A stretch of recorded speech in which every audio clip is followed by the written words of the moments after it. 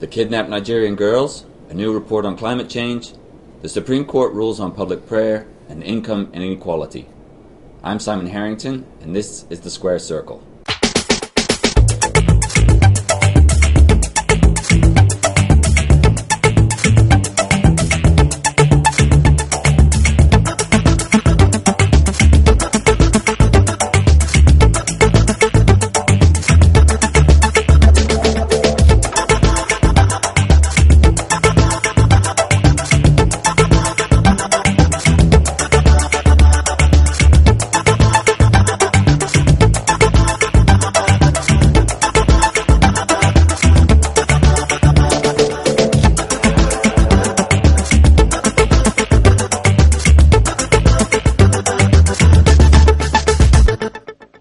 Hello, and welcome to The Square Circle. I'm your host, Simon Harrington.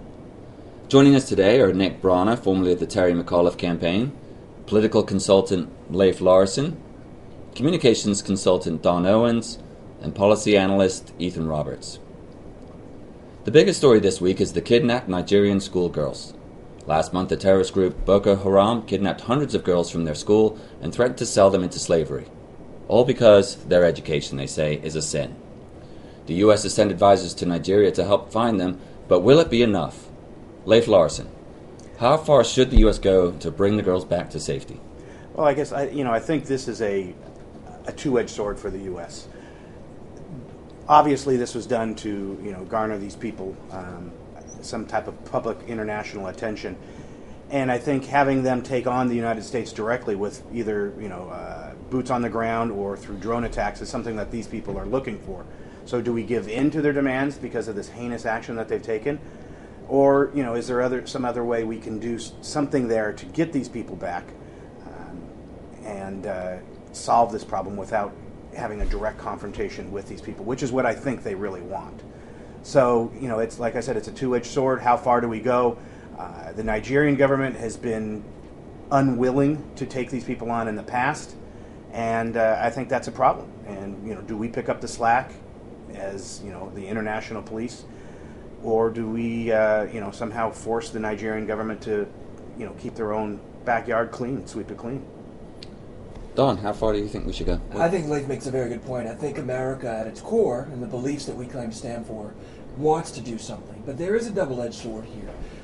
Good luck, Jonathan, the head of Nigeria, has a long history of international gaffes, inappropriate comments. His wife this week has even invited controversy because initially she supported finding the women, and then she came out and actually had some of the demonstrators and people who had set up blogs and websites arrested by saying they were overreacting.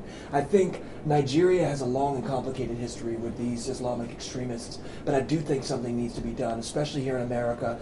Here we are 3 days out before Mother's Day, and these women, I think of those 234 women whose families were doing all they could to ensure they were getting an education, getting the right to improve their lives. Those women who are out there in the forest right now, who are abducted, I think they schoolgirls. Yes, schoolgirls. They had, and the guards were killed by these Islamic extremists. I think many of those girls in a still developing country, despite its energy resources, a country like Nigeria, many of those women will have cures for infections. They will be political leaders. They'll be leaders in their communities. And I think not only the United States, but the world community should come together. No one should stand for 234 women being abducted anywhere in the world. I think we should do something. Ethan, what is something? What is something that we should do as the United States? Well, I think there needs to be a difference drawn between what we should do and what we can do. Okay. And I think Leif touched on this in saying that Boko Haram may well want a confrontation, knowing that there's nothing that can really be done. There are reports that Boko Haram knows more about what the Nigerian government does than the Nigerian government knows about it, that it has infiltrated the government more than the government has infiltrated it. Every reason is to believe that the girls have been broken up into numerous small groups. It's a difficult terrain to surveil, to know anything about. There's very little intelligence. Any action could well just lead to disaster. So I think that really the question needs to be what can be done rather than the very emotional what should be done. Nick, what can be done then? Yeah, I agree with Leaf. I think this is a very charged publicity stunt on their part. I think it invites a reaction from the United States or the West that is going to, just like our drone strikes actually, increase their recruitment figures. I think that unfortunately we have a very poor history also of involvement in foreign conflicts as well. We have a bad habit of using a tragedy like this or an instance or the 9/11 attacks for Afghanistan or the war in Kosovo over Yugoslavia in 1999, 2002 in Afghanistan, and in Libya in 2011, we have a very bad history of using those instances that are actual tragedies, but then taking them as pretense to do something which was not agreed upon by the international community. So I think that what we can do here is we can provide satellite support. I think that's something we should certainly do. We have that capability, and we should provide a very limited amount of tactical support. Nothing else. I believe that they can take care of the problem, or the international community through the UN should be the ones to do so. I don't think the U.S. should take any unilateral military action. No. Go ahead. The Nigerian military is not a ragtag group. They have a very large and substantial military. In fact, that's one of the things that needs to be resolved. Initial media reports said that on the ground, many of the soldiers were giving a half-hearted effort in trying to find these girls. So I would agree on a basic consensus here. We don't know enough yet to put full-scale, large presence of American troops on the ground. There's a bit more of information finding that needs to be done. One of the things I think shows where we are as a country these days in enforcing our will across the world is the progressive movement, the left in this country, has decided that a big thing they can do is to do a Twitter account, I guess, supportive thing of these women. So you see all these very rich, very wealthy Hollywood types, and also, unfortunately, including the First Lady, holding up signs on the internet that say hashtag, bring our girls home or something along those lines. Whereas I think, if Sean Penn and all those folks really wanted to do something, fork up some money. Put up an international bounty that if you can help us find these girls, we will pay you $4.5, $5, $10 million. Put your money where your mouth is. I mean, a hashtag Twitter account campaign is not going to help these girls, and I think it makes basically Al-Qaeda and Boko Haram they're laughing at this type of stuff. And unfortunately, I think that's where we are left with as a country right now, is we can do a Twitter campaign, but we're so hesitant to do anything else that that's all we're left with.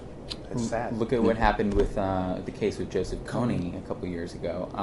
That's one of these instances that I'm citing in which a legitimate pretense, Joseph Kony, who was a warlord and a war criminal, was abused by the United States to send military forces there that became involved in the war in the Congo, the war that's raging in the Congo. This is a war that very few people know about because it's just totally erased from our media here. It's absolutely scrubbed. But 6 million people have died in the war in Congo.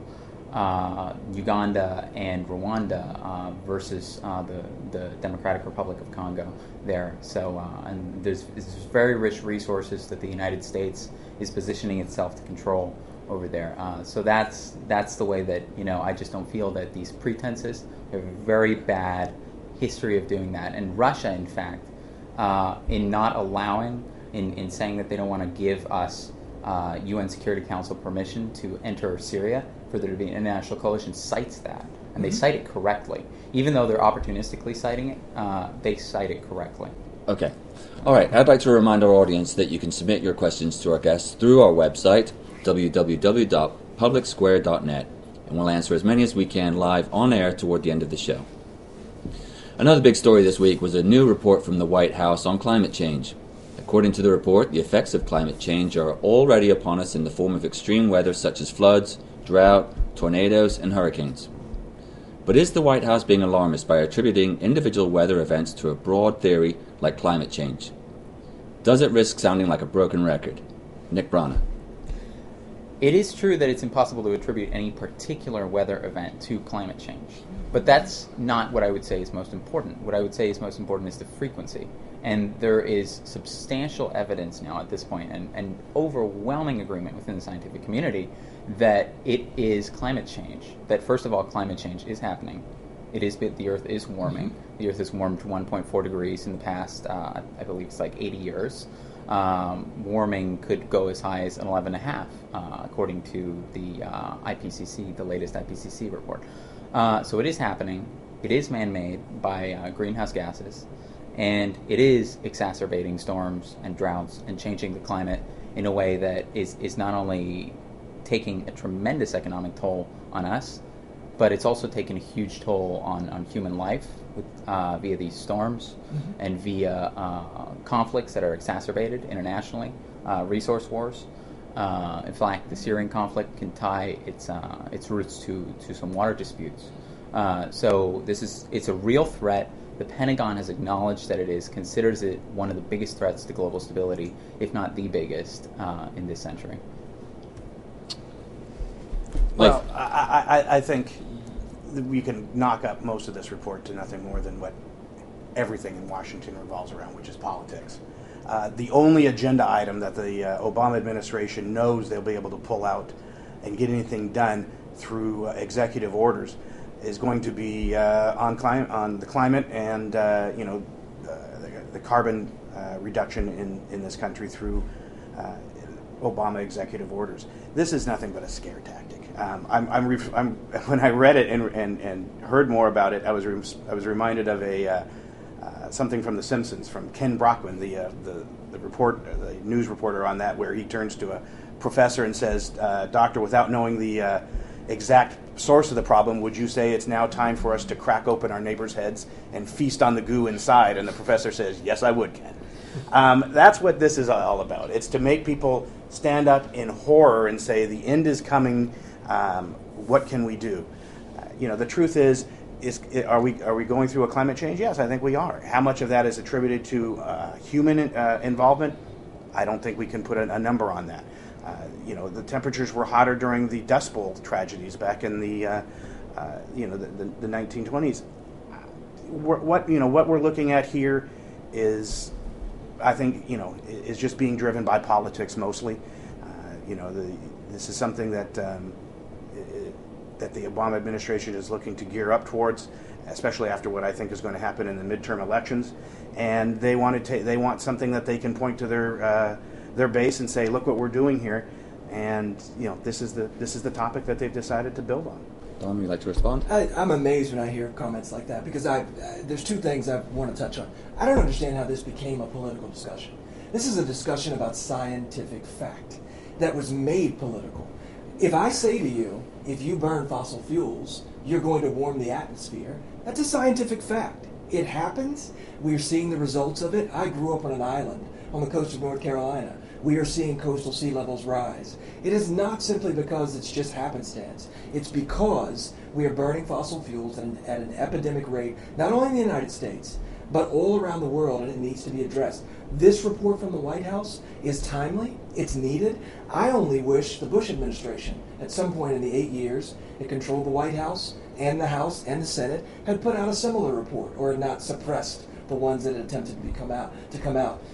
Energy independence is not just about fossil fuels. It's about investing in resources that will never run out. Air, wind, solar. And it will have the added benefit that it will reduce the dangers on our military. If you look at our military conflicts, where do we go? Countries in the Middle East that have oil. And I want to keep the American military out of those countries for the sole reason of protecting oil and gas resources. That's where I stand on the issue. Leif, would you like to respond to that? Well, I think, number one, fracking will help us. We have more oil in this country than they do in the Middle East that we can pull up out of our offshore oil drilling purposes and onshore through different scientific ways that we've developed. The second thing is, this is political. This is being driven by the fact that the Obama administration has turned towards a lot of folks who make a living off of coal work and the coal burning aspects for our energy, and said, we're just going to shut you down. Well, wait, let's talk about it, said the coal industry. Nope, because we have a political agenda, we're just shutting you down. We make, I'm not sure exactly the percentage, but a big percentage of our electricity and our power comes from coal, to shut that down and to say that untried and unproven wind resources, which most of the wealthy don't want in their backyard, or solar, Solyndra is really going to save us all. I mean, look what happened there. That's not going to replace any of these things. So what we're faced is, you get rid of coal, you bring in untried wind, you bring in untried solar, and you're going to have a lack of power, which is going to cause prices to rise on power, which are then borne by people who really can't afford to pay that extra amount for energy, and food and all other prices are going to rise too because of energy shortfalls. I, for one, I believe you're right on the long try. We need to have solar, we need to have geothermal, we need to have nuclear, we need to have wind. All these things need to find a place in our energy thing, and I think right now, looking at where clean coal can be used as a short-term buffer in between until we can find out how we can really build solar plants that are going to take up the slack, but just just out of hand saying nope, you're done, that industry's going away, I think it's just not right, and it's going to hurt people. Ethan, what would you like to add? A few things I'd love to add. First, I think in order for this to be science and not political, people need to be honest and not exaggerate things. I don't deny that the science is overwhelmingly indicating that there is climate change. The science does not overwhelmingly indicate that it is responsible for more and more severe tornadoes or hurricanes. So that's not established. Another thing that really set off alarm bells in my head is this is a government saying we need to have more coercive power. Of course they do. If this was a private firm saying we need to have more coercive power to force people to give us money, people would be howling at that. This is what any human wants. They want the ability to take more power coercively. So just because it's government versus a firm doesn't make it better. My last point is this is the same administration that in the 2015 budget reintroduced subsidies for ethanol. That's not a green initiative. This is the same administration that gives all sorts of subsidies to things that are not green. Coal, oil, you name it. So to say on one hand, we need more power to green the earth, and on the other hand, do all these things, I question it. Nick. What you hear from, what I heard from you guys is that this is some kind of gigantic conspiracy theory, and the amount of people who are in on this, it's the scientific community, it's all of the Democratic caucus, most of it, and it's the White House, and it's the IPCC, that's crazy. It is established. It's a scientific fact. When you say that, you're disagreeing with the IPCC, you're disagreeing with everyone. You're disagreeing with everybody who's already established this scientifically. And to address something you said, Leaf, first of all, there is no such thing as clean coal. That's a myth. Second of all, is the fact that, to say that energy prices are going to rise on people and all these prices are going to go to the consumer, the prices already go to the consumer.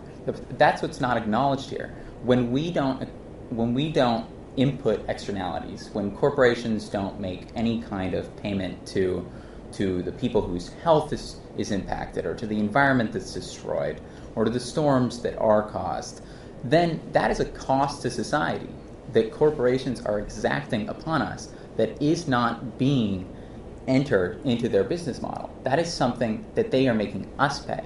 That's something that we're already paying the cost. The cost isn't whether are we going to pay more or are we going to pay less and not do anything about it. We're already paying it. The difference is who's going to pay it, and can we mitigate the damage?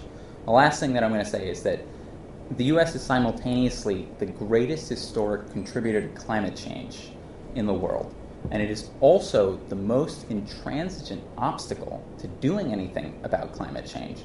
We're mortgaging our children's futures here. I find it absolutely astounding that the entire planet is held in suspended animation because one party in one country refuses to accept the science on this. Let's China. Are you saying that we are doing less and being more of a hindrance than China Yes. is? Really? Yes. well then, Absolutely. I'll buy you a ticket to Beijing where you can't go outside. We didn't support the Right. Kyoto Protocol. We've been And neither sabotaging did- this and- for. But the thing was, I mean, that was, Everybody else practically did. The rest of the world. they practically did because it was a political move. We know the United States. Right, so we it's all- know Hold that on, they're Nick, not Nick, going to do one more it. time, please. So we'll accept the Kyoto Agreement, knowing that we'll never have to approve it, and knowing we would never approve it anyways. Oh yeah, we'll go along with it, knowing that the United States probably won't because it was a bad idea. I mean, 30 to 40% of our energy comes from coal and fossil fuels production. Are you here to tell me that by 2020, solar, wind, geothermal are going to be able to pick up the slack of taking that 30 to 40% production out of the equation?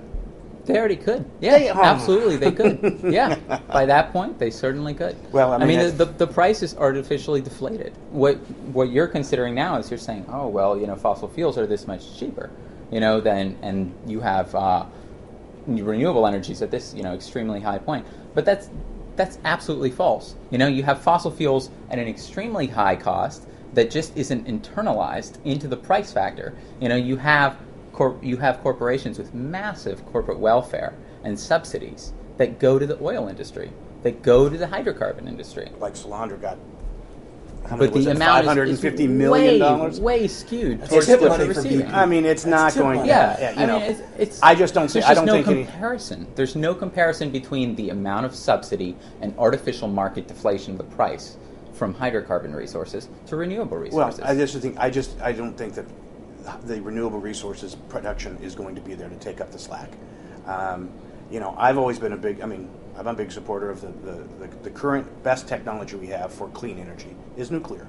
Why we produce so little of our energy from nuclear is because of this, move by the left to take over control and get as much control as they possibly can. I mean, today we have stories in the EPA that they have a star chamber that they've set up with political appointees who are, driving people out and running an agenda of their own. This is a big part of it is to power grab, to take over a big part of our lives and to dictate what you can and cannot do. I, Go ahead. Ethan. Sorry. I agree that subsidies are a horrible policy. The answer to subsidies for carbon fuels is not to double down on a bad policy and subsidize a different kind of energy. I would love for all sorts of subsidies to be removed. I would love for government to back out of that. With government getting more involved, and this isn't a conspiracy theory, this is just that when people have power, they will try to use that power to gain more power. I want to take away power from people. I think we will get better responses environmentally with that. Government has created things like forced recycling. Recycling glass is far more resource intensive than making new glass. We should not be recycling glass, but it's forced on us. If you care about the environment, you should be going for reality, not just saying, I'm going to support the government no matter what it says. But what is Don, reality? let's have Don have the last word on this one. For the folks who are watching outside, there's so many issues going on here. There's two things they need to remember. Number one, the government doesn't force anything on you. The United States government, founded in 1776, is voted on by people out in America who are watching this show right now.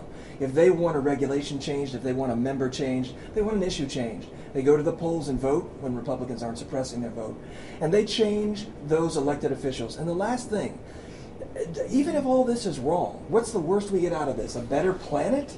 Is that the alternative that conservatives are that scared about? I think we can work together on this, but again, making a scientific issue a political issue just won't solve any of the problems.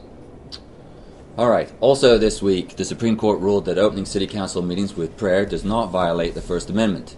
The court said that given the American founders, the very people who passed the First Amendment began their own meetings with overtly Christian prayer. It cannot be that such conduct violates the Constitution. Ethan Roberts, did the court get it right? The court absolutely got it wrong. This is just the majority imposing its will on the minority. It's saying it's okay that as long as most people do this, we should be able to impose it on other people. To give this the okay is completely missing the point of why so many people crossed the Atlantic from Europe in the first place. It wasn't to set up a different forcing of religion on people. It was to have religious freedom. Clergyman Roger Williams in Rhode Island, I think, was excellent on this topic of saying a lot of public religion is just for show. It cheapens your spirituality, it cheapens the faith. If you actually are religious, you shouldn't need to do it in group. You should be perfectly fine doing it in private on your own.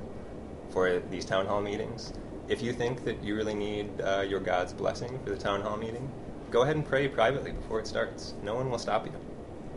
I think this is just mob rule. Nick. Yeah, I mean, the courts also said when this country was founded that white people could own black people.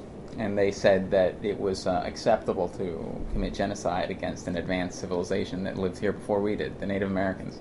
You know, so there was something very subtle that happened that I find very troubling. I agree with you, and it's that the definition of the First Amendment was changed here. The court stated in its majority opinion, they stated there is no indication that the prayer opportunity has been exploited to proselytize or advance anyone or to disparage any other faith or belief. So what they did in that decision is they changed the benchmark from separation of church and state to there has to be some kind of advancement of a particular religion that needs to be proven in court for it to be a First Amendment violation. It's a subtle, but it's a profound change in the First Amendment, and I find that it's probably going to be used as the basis for a lot worse decisions, given that this Pandora's box has been opened down. Don? I'll say it simply for our viewers. I think this is back before the Supreme Court within the next 2 years. Now, whether or not it's going to be a benevolent consideration of this ruling or a malevolent consideration of this ruling, I think this ruling, the vague aspect, the vague approach that can be taken in community meetings and town hall meetings by publicly elected officials is going to bring this right back to the court. It's very simple. Congress shall make no law respecting the establishment of religion. And people should remember this because America is a predominantly Christian nation. That rule is there to protect all religions throughout the establishment of this great democracy. And Christians need to remember our country is growing, our religions are growing, our communities are diversifying.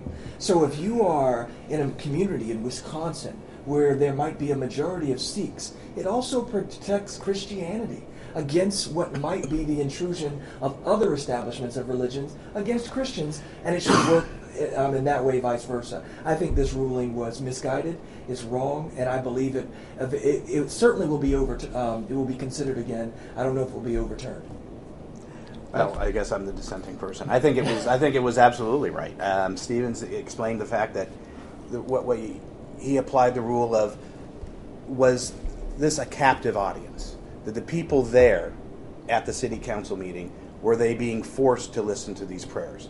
And the fact was that they weren't. You could walk out, come back in, and after the prayer was done, you weren't being forced, and there was no forcing of these religious values on people.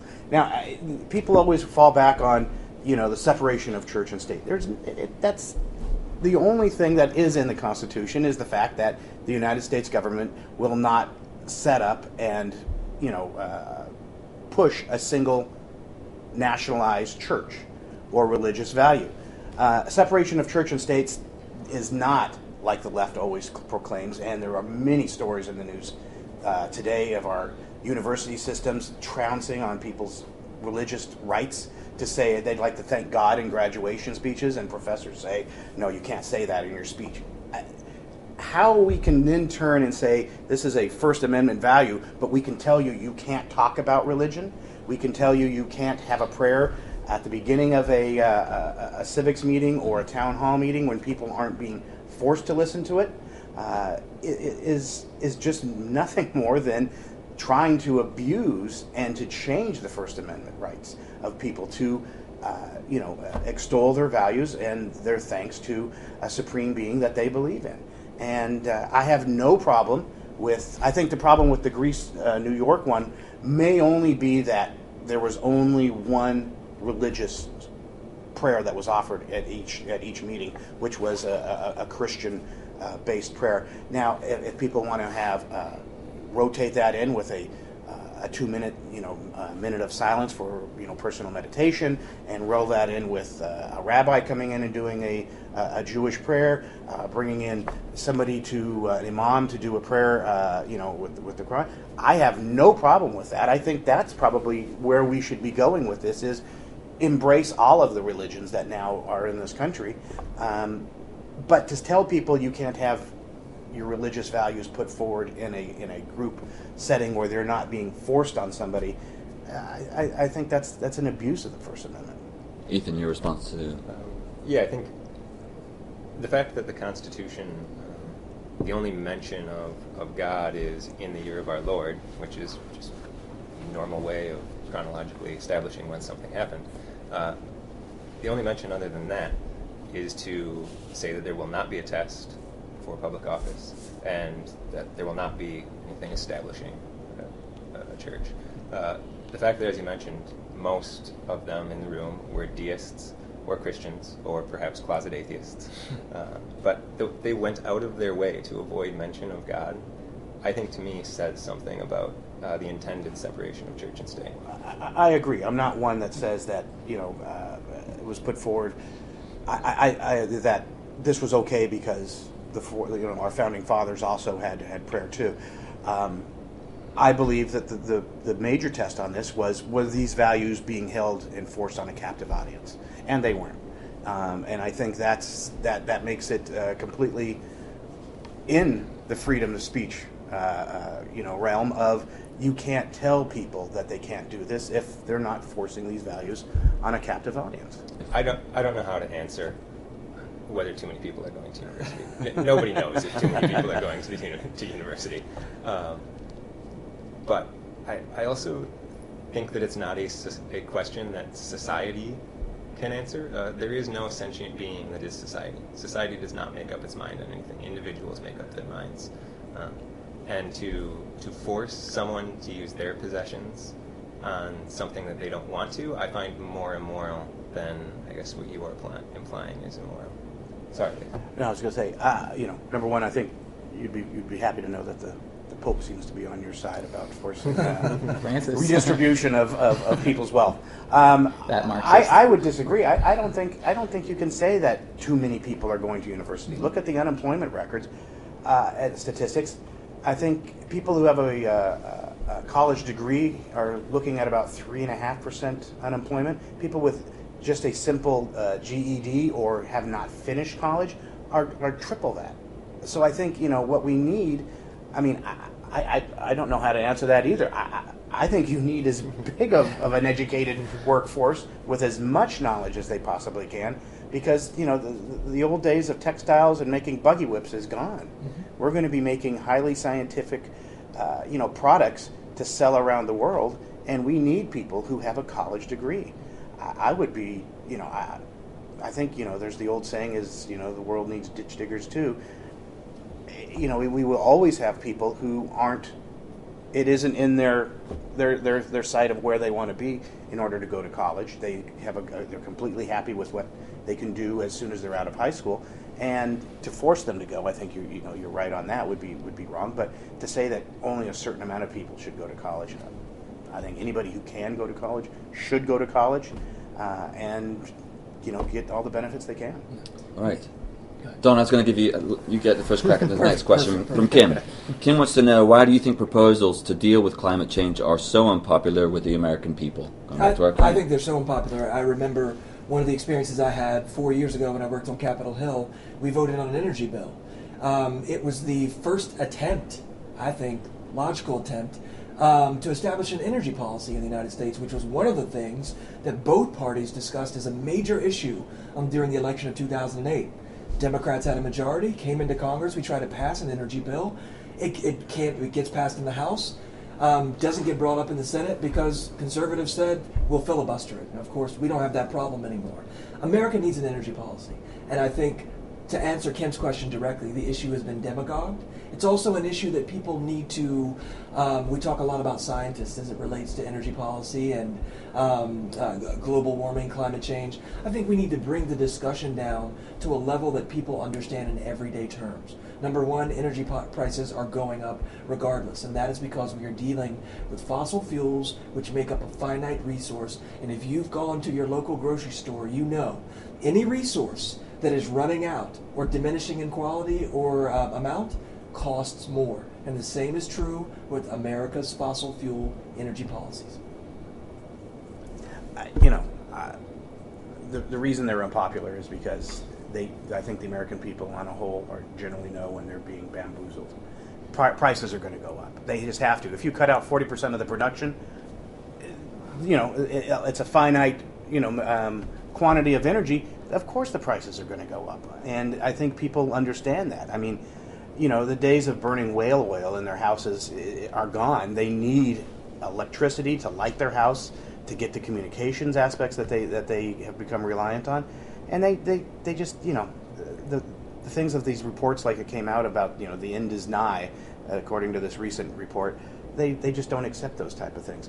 I would also add, I think towards the end of his administration, the Bush administration brought forward an energy policy that the Democrats just killed on sight. So demagoguing, I would agree.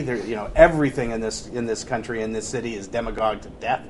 But I think a national energy policy that starts at, coming to a balanced approach of fossil fuels and renewables, and also something that addresses, which nobody ever really considers much, is the power grid that carries the final product of these things is horrible. Mm-hmm. And I think a national energy thing, I think the only thing that will bring about a change on forming a national energy plan is when the national grid goes down and large swaths of this country are without power for days or weeks. I think then the American people may step back and say, maybe it's not a bad idea to take a look at this topic and come to a realistic answer. It'll be personal. I think the answer is pretty simple. I mean, the scientific issue has been politicized. I mean, that's the issue. We have one party who's integrated as a essential element of its platform this anti-scientific position. And I think it's very interesting to note how far to the right our country's come. And that many people don't know that cap and trade, which was on being considered in 2009, I worked on that on the Hill.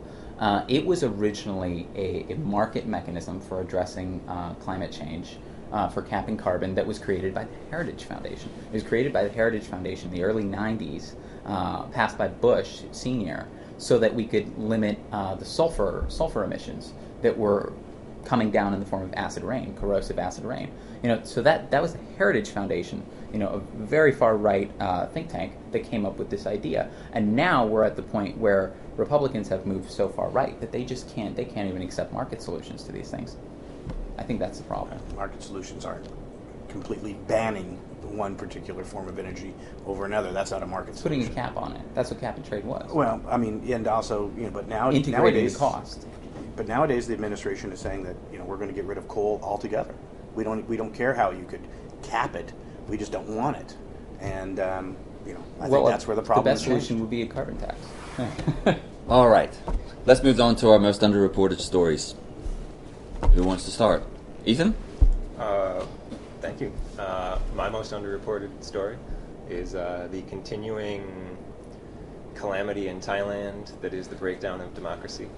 The courts have removed Prime Minister Shinawatra on what seems to me to be quite clearly flimsy grounds, after a mob essentially said, we lost the election, but we don't care, we don't like her, so off with her head. And I think it's gotten minimal attention, probably in the face of Ukraine would be the reason. All right, Nick, why don't you go next?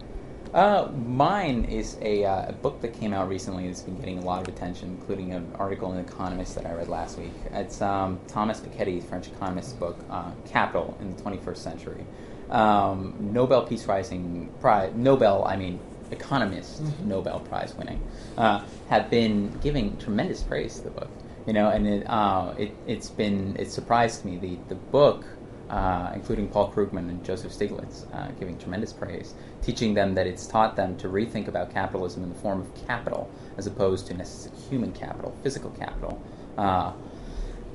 And what I find really interesting about this too is that it's penetrated a kind of barrier. Who would have thought that a 700-page tome that's described as magisterial would be popular, but it is the Amazon best-selling book, and it's totally sold out. I'm in the waiting list to buy it myself, and I'm very happy about that. I think it shows that people are coming to understand that laissez-faire capitalism and this privatization, deregulation that's been happening since the mid-'70s is a step backwards. That it's not the solution.